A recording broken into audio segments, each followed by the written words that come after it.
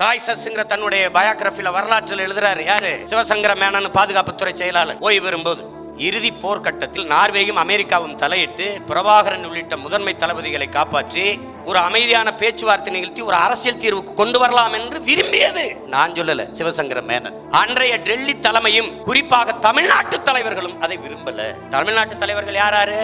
அது காரணம் ஏன் விரும்பவில்லை, அது காரணத்தை அவரை பதிவு பண்றார். பிரபாகரன் அங்கு வென்று ஒரு நாடு அடைவது, விடுதலை அடைவது என்பது இவர்களின் எதிர்கால அரசியல் இருப்பிற்கு ஆபத்தாகும் என்று அஞ்சினார்கள். ஏன்?